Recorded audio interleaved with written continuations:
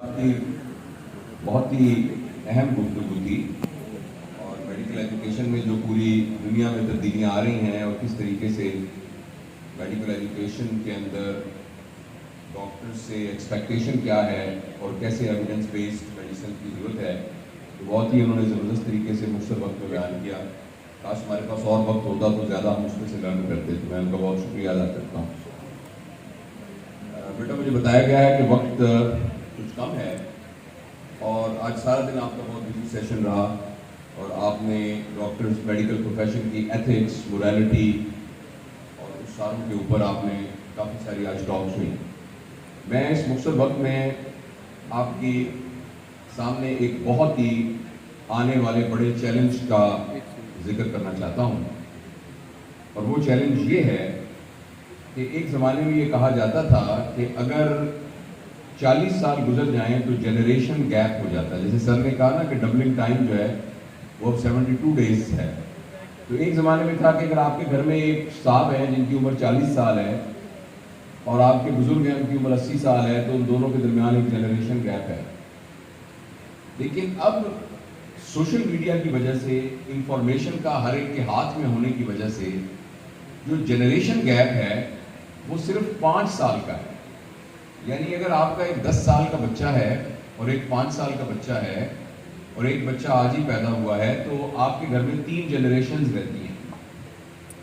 और ये जो जनरेशन गैप है ये इतना रैपिडली चेंज हो रहा है कि हम में से किसी को ये नहीं पता कि अगले, हम कहते हैं ना फ्यूचर में क्या होने वाला है। फ्यूचर की बात नहीं, अगले 5 साल में क्या होने वाला है इसके बारे में मैं और आप कोई भी दुनिया का शख्स अंदाजा नहीं लगा सकता। उसका एक हिस्टोरिकल पर्सपेक्टिव है। इंसानी शऊर जब उसके दिमाग ने काम करना शुरू किया और वो अपराइट होकर उसने सोचना शुरू किया, तो उसके जहन में बहुत सारे आफाकी सवाल आए। मसलन मुझे किसने पैदा किया है, मसलन इस कायनात का कोई बनाने वाला है कि नहीं, मसलन ये कि मैं मरूंगा तो उसके बाद क्या होगा। तो इस तरह और कायनात कैसे बनी है, ज़िंदगी का मकसद क्या है। तो ये तमाम चीज़ें जब ये तमाम चीज़ें इंसान के जहन में सवाल आया, तो उसके जहन में आया कि ज़रूर इसका एक बनाने वाला होगा, एक क्रिएटर होगा। और फिर इंसानी हिस्ट्री को आप फॉलो करते जाएं तो फिर वो डिफरेंट फॉर्म्स के अंदर, और फिर जब अल्लाह पाक ने नबियों का सिलसिला शुरू किया और अंबिया किराम इस दुनिया में तशरीफ लाए, तो फिर एक कादर मुतलक के साथ एक हकीकी तारुफ हुआ और इंसानी शऊर ने ये सोचा कि जो कुछ भी मेरा प्रॉब्लम होगा तो मैं उसके लिए डिवाइन गाइडेंस लूँगा, जिसके नतीजे के अंदर ऑर्गेनाइज्ड मज़हब जो हैं वो इस दुनिया के अंदर डेवलप हुए, यानी जूडिज़म, क्रिश्चियनिटी और इस्लाम, और इसके अलावा और बहुत से मज़हब। आहिस्ता आहिस्ता जैसे वक्त गुजरता रहा और ख़ास तौर पे ये चेंज वेस्ट के अंदर हुई कि इंसानी शऊर ने ये कहना शुरू कर दिया कि मुझे किसी किस्म की गाइडेंस की ज़रूरत नहीं है। जो चीज़ मेरे अंदर से उठती है, जो मुझे अच्छी लगती है, मैं उस पर अमल करूँगा और उसके लिए ये है। लेकिन मैं जो करूँ, अगर मैं सोसाइटी के लिए नुकसानदेह हूँ, मैं ये ऐसा काम करूँ जो कि डिस्ट्रक्टिव हो, तो फिर क्या हो। तो उसका हल ये निकला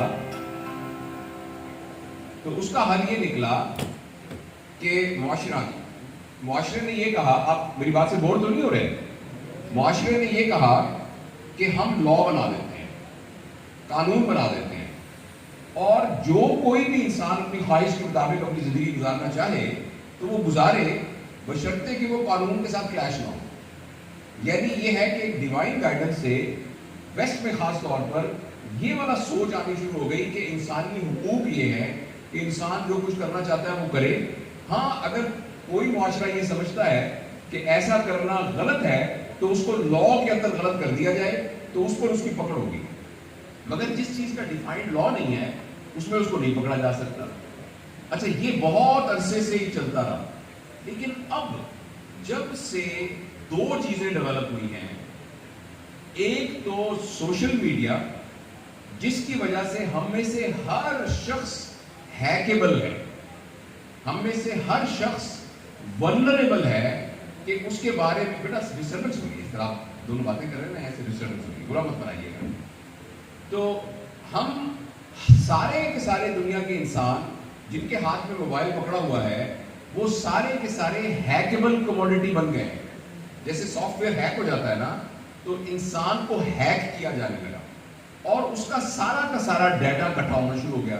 لہٰذا پہلے جیسے ڈیوائن کی بنیاد کے اوپر فیصلہ انسان کرتا تھا, پھر بعد میں ہیومنزم کی سوچ آ گئی اور اس کے پیرالل دنیا میں یہ ہوا کہ جس کے پاس زمین بہت زیادہ ہے وہ طاقتور ہے, اسی لیے ملک جو ہے وہ زمینوں پر قبضہ کیا کرتے تھے. اس کے بعد جب مشینیں آئیں تو یہ پتہ لگا نہیں جس کے پاس انڈسٹری زیادہ ہے وہ طاقتور ہے. اب یہ ہو گیا ہے کہ جس کے پاس ڈیٹا زیادہ ہے وہ زیادہ طاقتور ہے.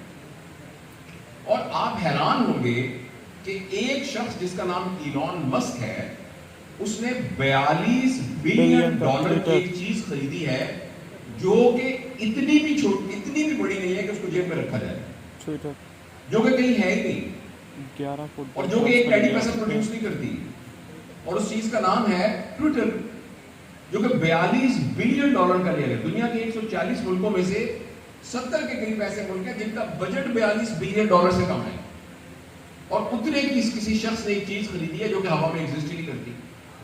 تو آپ حیران, اس بات سے حیران اس نے کس لیے خریدی ہے. اور دوسرا, آپ سب اس بات پہ حیران ہوں گے کہ آپ PDCL کا فون کرتے ہیں تو آپ کو پیسے دینے پڑتے ہیں, آپ کسی کو خط لکھیں تو آپ کو پیسے دینے پڑتے ہیں. یہ فیس بک مفت کیوں ہے, یہ واٹس ایپ کے اوپر ویڈیو کالز مفت کیوں ہیں, یا آپ ہزاروں تصویریں بھیجیں کہ مفت کیوں ہیں. اور جس بندے نے واٹس ایپ بنایا اس کے بلینز آف ڈالر خرچ ہوئے ہوئے, وہ پاگل ہے کہ ہم سب کو مفت دے رہے ہیں. فیس بک مفت کیوں, اس لیے کہ اس بھٹی کا ایندھن میں اور آپ ہیں. میں اور آپ ان کو ڈیٹا پرووائڈ کر رہے ہیں ہر انڈیویجول کا, اور یہ ڈیٹا کیومولیٹ ہے. صرف ڈیٹا سے کچھ نہیں ہوتا, ساتھ ایک پیرالل جو کمپیوٹنگ پاور ہے وہ اتنی انٹینس ہو چکی ہے کہ جس کے نتیجے میں آرٹیفیشل انٹیلیجنس کی وجہ سے آپ کی ایک بات ہر فرد کی ڈیٹا کی شکل کے اندر لوگوں کے پاس موجود ہے. اور جس کے پاس ڈیٹا زیادہ ہے اب وہ اس دنیا کو رول کرے گا. گوگل نام کی ایک کمپنی دنیا کے بہت زیادہ ملکوں سے زیادہ امیر ہے, اور گوگل کوئی ایک پچ بٹن, ایک سوئی, ایک دھاگا نہیں بناتی. پھر وہ دنیا کی کیوں امیر کمپنی ہے, اس لیے کہ اس کے پاس سب کچھ ڈیٹا ہے.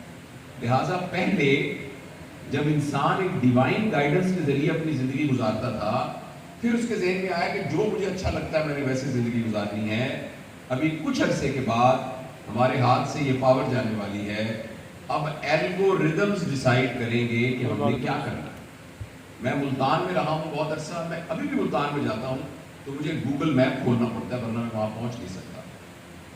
اسی طریقے سے کچھ عرصے کے بعد آپ نے کیا کھانا ہے اس کا فیصلہ فوڈ پانڈا کرے گا. آپ نے کون سی کتاب پڑھنی ہے اس کا فیصلہ Amazon کرے گا.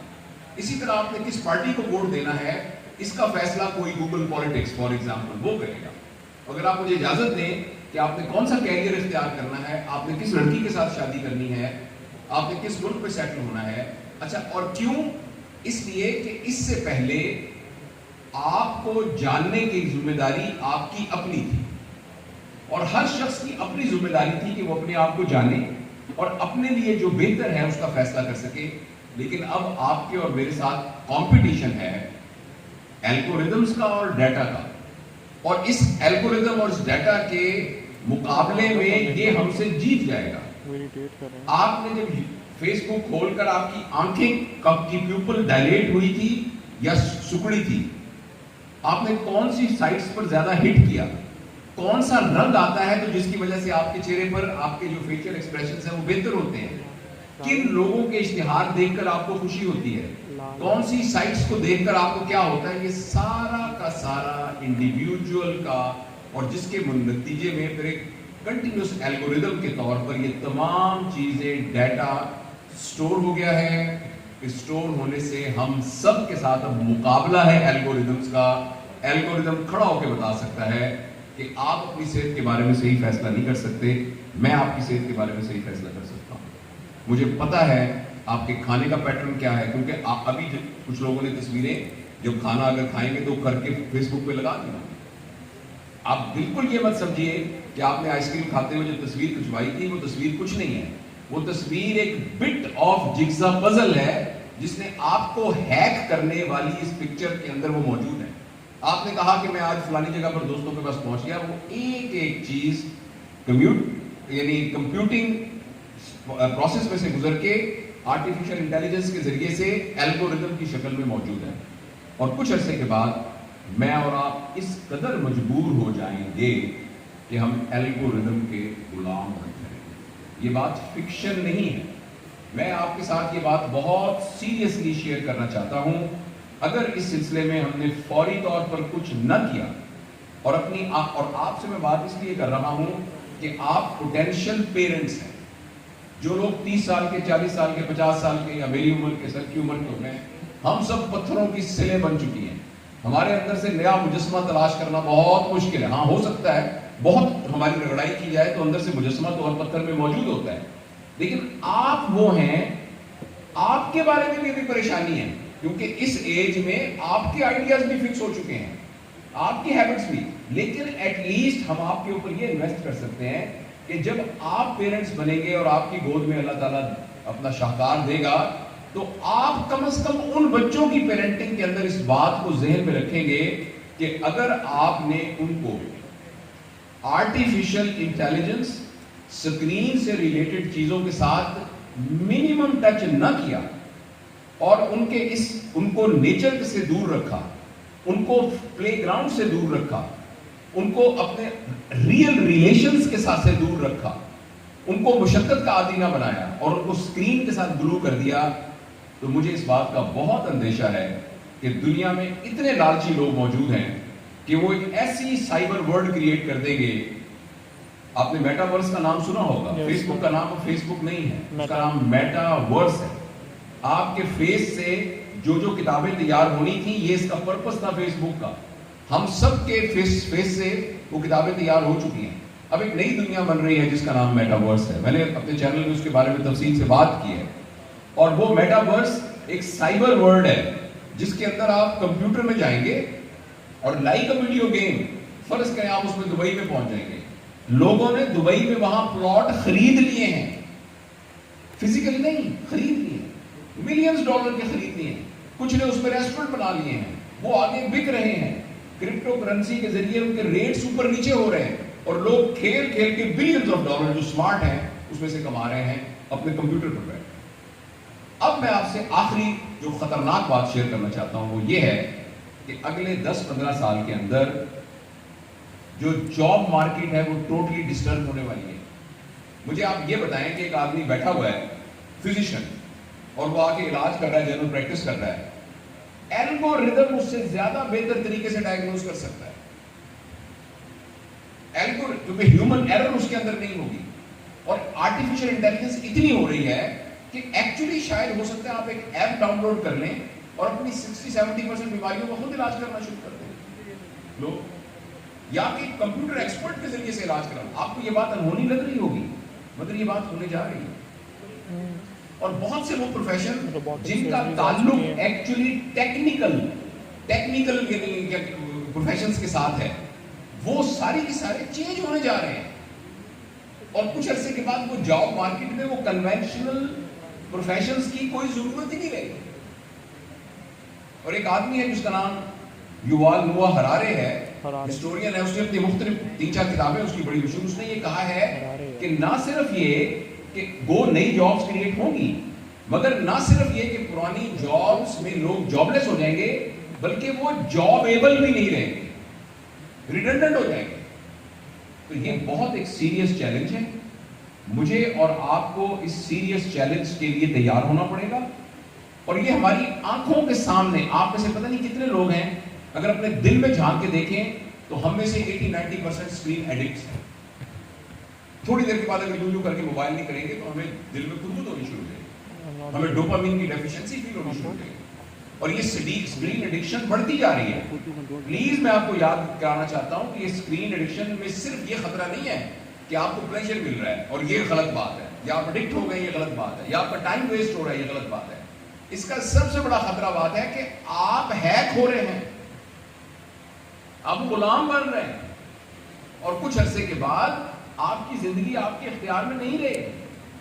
اس سے بچنے کے لیے ہمیں ابھی ڈراسٹک اقدام کرنے پڑیں گے. اسکرین کے یوز کو منیمائز کرنا پڑے گا, اپنے ڈیٹا کو مفت میں آگے نہیں دینا پڑے گا, اور اس سلسلے میں اپنے لیے کوئی ڈسپلن قائم کرنا پڑے گا. اس سیلفی کی کیا ضرورت ہے کھڑے ہو کے کہ جی میں اس وقت میں کڑائی گوشت کھا رہا ہوں, اس کی میری سیلفی ہے, یہ میں اپنے چچا کے گھر گیا تھا, یہ سیلفی. یہ سارا کا سارا ڈیٹا, میں مثال کے طور پہ کہہ رہا ہوں, یہ سارا کا سارا ڈیٹا اکٹھا ہو رہا ہے اور ہم ہیک ہو رہے ہیں, اور اس کے نتیجے بہت خطرناک ہونے والے ہیں. ایک تو انڈیویجولی ہمیں اپنے آپ کو بچانا ہے, اور دوسرا ہم نے اپنی جابز کے بارے میں, میرا یہ مشورہ ہے کہ ایک زمانے میں آدمی جاب وہ سلیکٹ کرتا تھا اپنے بچوں کے لیے جس کی وجہ سے اس کو شور ہوتا تھا کہ اس کو اچھا روزگار مل جائے گا. اب کچھ عرصے کے بعد یہ نہیں ہوگا. جاب کیریئر کی سجیشن اس بنیاد پر ہوگی کہ جو آپ کو اچھا لگتا ہے, اور پیسہ کمانا ایک اور سکل بن جائے گی. ابھی بھی آپ نے چھوٹے چھوٹے بچے دیکھے ہوں گے جو کہ کچھ بھی نہیں فری لانسنگ کرتے ہیں اور ڈالروں میں پیسے کما رہے ہیں, کچھ بھی نہیں کرتے, ایسے تھم نیلز بنا لیتے ہیں اور پیسے کما لیتے ہیں, ایم جلدی سے آرٹیکل لکھ لیتے ہیں, پیسے کما لیتے ہیں. پیسے کمانا اور ہنر ہوگا, اور زندہ رہنا, زندگی کو بھرپور طریقے سے گزارنا اور اپنے پیشن کو وہ کرنا, وہ ایک اور ہوگا. اور اس سارے کا ایک اور خطرہ بھی ہوگا کہ ہم سب جو ہیں وہ اپنی جڑوں سے کٹ رہے ہیں. یعنی جو ہمارا ویلیو سسٹم ہے, جو خدائے بزرگ و برتر کے مہربانی سے نبی پاک صلی اللہ علیہ وسلم کے ذریعے سے ہمارے پاس میں ہاتھ میں آیا ہے, اس نئے میٹاورس کے اندر اس ریلیجن کی کوئی گنجائش نہیں. اور اگر ہم نے فوری طور پر کچھ نہ سوچا تو اللہ کے دین کو تو کوئی نقصان نہیں ہوگا, لیکن یہ ہے کہ ہمیں بہت نقصان ہوگا. تو یہ کچھ بکھری سی باتیں تھیں جو میں آپ کے ساتھ شیئر کرنا چاہتا تھا, اس توقع کے ساتھ کہ ان باتوں کو صرف ایک مزے لینے کے سننے کی بجائے پلیز ایک ٹیک ہوم میسج کے ساتھ گھر جائیے گا, اور اس بات پر سیریسلی غور کیجیے گا کہ مجھے اپنی زندگی میں کیا ایسا کرنا ہے جس سے میں آنے والے اس خطرے سے بچ سکوں. دیکھیے ٹیکنالوجی بری نہیں ہے, ٹیکنالوجی آئے گی, لیکن اس ٹیکنالوجی کو سنبھالنے کے لیے ہم کیا کر سکتے ہیں. ایٹم کو بریک کرنے کی ٹیکنالوجی سے پوری دنیا کے انرجی کے مسائل حل ہو سکتے تھے, لیکن ہم نے اسے ایٹم بم بنایا.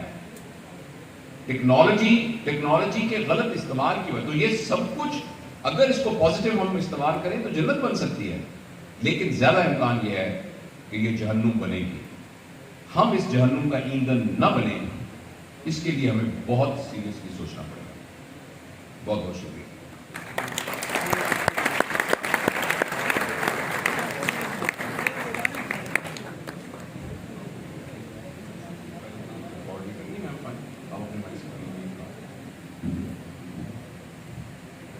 مشکل ہوتی ہے.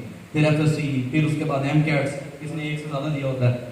اس کے بعد پھر ایم بی بی ایس کے بعد ہم میچو شیپ, اور اس کے بعد پوری سب جدوجہد کے بعد ہم ان امپلائڈ ہوتے ہیں. یہ سسٹم ایک مطلب ہمیں ریسٹلیسنس کی طرف لے کے جا رہا ہے, ہیجان کی طرف لے کے جا رہا ہے. آپ اس کے بارے میں کیا کرتے ہیں؟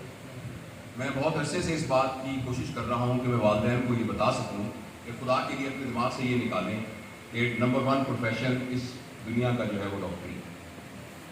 میری بیٹی ڈاکٹر ہے, وہ ڈبلن میں رہتی ہے, وہاں اس نے سارے ایگزام وغیرہ پاس کر کے وہاں وہ جاب کر رہی ہے. تو میں نے اسے ایک سوال پوچھا کہ اتنا سا انگلینڈ ہے, اتنا سا انگلینڈ پنجاب اتنا ہی ہے صرف, اس سے بھی چھوٹا ہوتا ہے, تو وہاں بھی پوری دنیا کے اندر وہ ایک ڈیولپ نیشن ہے, اور ہر سال 2 دفعہ 3 دفعہ کلیپ کا امتحان ہوتا ہے.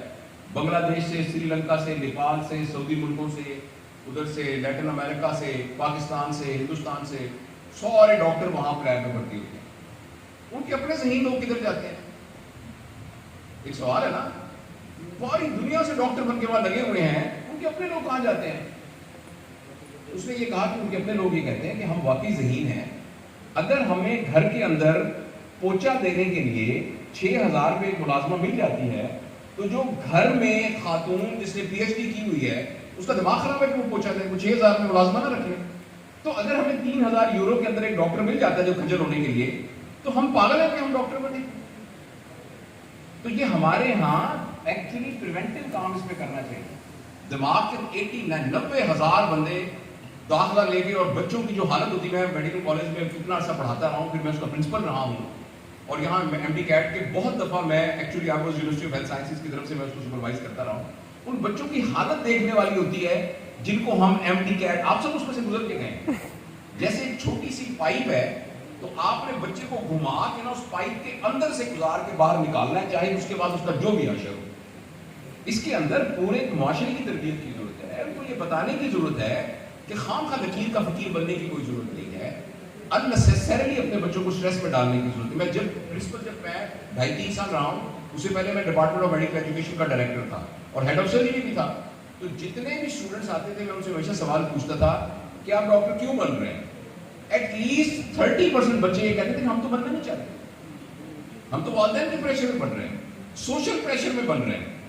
والدین سے سوال پوچھا, اب حیران ہو گئے, بچیوں کو ڈاکٹر بنانے کے بارے میں 50% نے کہا کہ ڈاکٹر صاحب نوکری شوکری کسی نے کیا کرنی ہے, بچیوں کے رشتے اچھے مل جاتے ہیں, اگر فرض کریں وہ ڈاکٹر بن جائیں.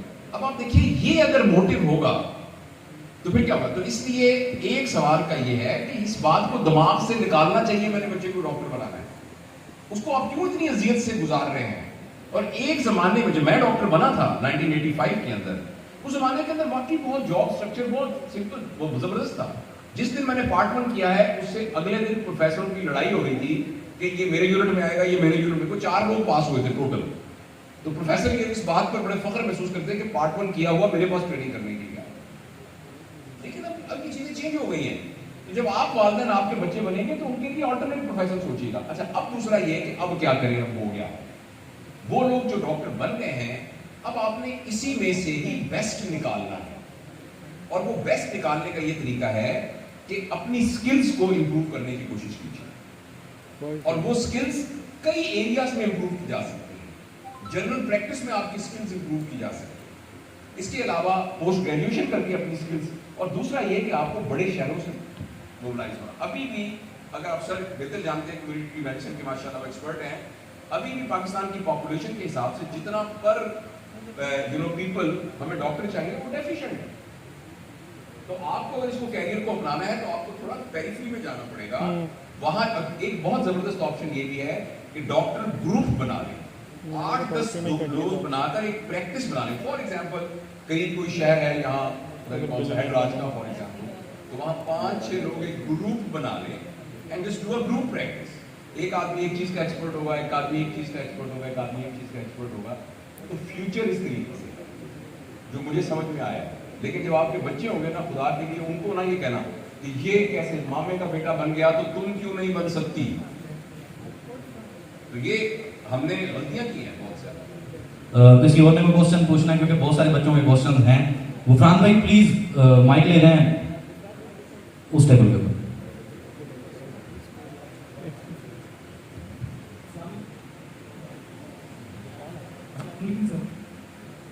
اونچا بولا تھا. میرا نام محمد حسن رضا ہے, بہاولپور سے 4th ایئر سے. سر آپ نے کہا تھا کہ ہم نے جہنم کا ایندھن نہیں بننا, اس کے لیے ہمیں سوچنا پڑے گا. سر اب اگر دیکھیں تو ہماری چاروں طرف اب مائک کے بغیر بولیے زور سے. سر اگر ہم دیکھیں تو ہم چاروں طرف نا ڈیوائسز میں گھرے ہوئے ہیں. تو سر کیا ہم کر سکتے ہیں کہ ان ڈیوائسز سے باہر نکلیں, اور مطلب کیسے میرے لیے تو یہ میرے خیال سے تو امپاسبل ہے کہ ہم ان ڈیوائسز سے باہر نکل سکتے ہیں. جس طرح دنیا جا رہی ہے تو ہم دنیا سے پیچھے ہو جائیں گے, یا ہم پھر جی بالکل ایسی واٹس ایپ وغیرہ ہم اگر جی بہت شکریہ. جی بالکل آپ نے بالکل صحیح کہا. یہ بیٹا آپ کا اپنا فیصلہ ہے کہ آپ زندگی میں آپ کو اس جنریشن کے 3 پرابلمس بتانا چاہتا ہوں. پہلا پرابلم یہ ہے کہ یہ جو پریزنٹ جنریشن ہے, اس میں آپ بھی شامل ہیں, یہ سمجھ رہے ہیں کہ کنیکشنز کا مطلب ریلیشنز ہیں. یعنی آپ کے 5,000 فالوورز ہیں فیس بک میں, تو آپ کہتے ہیں میرے 5,000 دوست ہیں. They are your connections, they are not your relations. انسان کو اس معاشرے میں زندہ رہنے کے لیے اور خوش رہنے کے لیے کنیکشنز نہیں چاہیے, ریلیشنز. ریلیشنز کون سے ہوتے ہیں؟ وہ جو بچپن کا دوست تھا جو ایکچولی ڈاکٹر نہیں بن سکا, اس نے دودھ دہی کی دکان کھولی ہوئی ہے, اور جب آپ اس سے ملتے کہتے ہو بشیر, وہ کہتا آجا بیٹھ. یہ والے ریلیشنز. وہ آپ کی پھوپھی جو گاؤں میں رہتی ہیں, جن سے پچھلے 10 سال سے آپ کی ملاقات نہیں ہوئی, ریلیشنز. تو اس جنریشن کا یہ پرابلم ہے کہ وہ کنیکشنز کو ریلیشن سمجھتی ہے اور ریلیشنز کے بنانے کے لیے بڑی محنت کرنی پڑتی ہے. لیکن کنیکشن کے بنانے کے لیے آپ نے صرف فرینڈ ریکویسٹ بھیجنی ہے. ریلیشن کو توڑنے کے لیے بھی بڑی محنت کرنی پڑتی ہے. ریلیشن ایسے بریک نہیں ہوتا. اور کنیکشن کو بریک کرنے کے لیے آپ کو صرف لکھنا پڑتا ہے انفرینڈ اور انفرینڈ ہو جاتا ہے. اب آپ نے فیصلہ کرنا ہے کہ آپ نے کنیکشنز کے ساتھ زندگی گزارنی ہے کہ ریلیشنز کے ساتھ زندگی گزارنی ہے. دوسرا, ہم یہ سمجھ رہے ہیں آسانی کو خوشی سمجھ رہے ہیں. میرے پاس ایئر کنڈیشنر آ جائے گا, یہ خوشی نہیں آئی, آسانی آ گئی. بڑی گاڑی آئی ہے, خوشی نہیں آئی, آسانی آئی. برانڈڈ کپڑے اگر میں نے پہنے ہیں تو خوشی نہیں ہے, آسانی. پلیز آپ یہ یاد رکھیے گا, یہ آپ خود فیصلہ کریں کہ آپ نے اسٹینڈرڈ آف لائف کو اچیو کرنا ہے یا کوالٹی آف لائف کو اچیو کرنا ہے. آپ نے خوش رہنا ہے کہ آپ نے امیر رہنا ہے, یہ آپ کا اپنا فیصلہ ہے. تیسرا یہ ہے,